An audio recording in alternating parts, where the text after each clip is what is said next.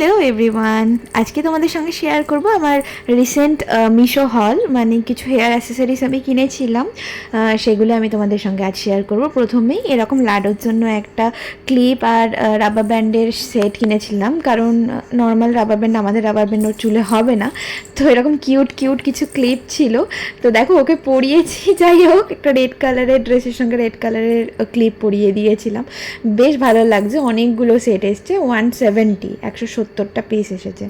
আচ্ছা, একটা স্ট্রেটনার আমি অর্ডার করেছিলাম, জানি খুব ভালো কাজে হয়তো লাগবে না, বাট তাও আপ টু দ্য মার্ক। এরকম একটা রাউন্ড কোম্ব আমি অর্ডার করেছিলাম, যেটা আমার বরের খুব নাকি দরকার ছিল।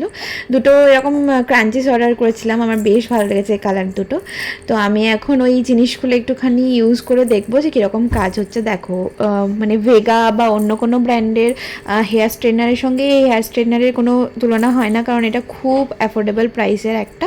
বাট ঠিক আছে, যারা একটু মানে বিগিনার বা যারা অ্যাফোর্ডেবল প্রাইসের মধ্যে স্ট্রেটনার চাইছো তাদের জন্য বেশ ভালো, কিন্তু কতক্ষণ স্টে করবে সেটা কিন্তু আমি জানি না, বাট কিন্তু ভালো কাজ করছে। অ্যালোভেরা জেল দিয়ে আমি স্ট্রেটটা করেছিলাম সামনের চুলগুলো, হয়তো অনেকটা টাইম লাগবে, বাট বেশ ভালো কাজ করছে। আচ্ছা, দুপুরের লাঞ্চ আজকে বানিয়েছিলাম আলু পোস্ত আর মাছের ঝোল, তো এটা দিয়ে লাঞ্চটা করলাম। And that's all for today.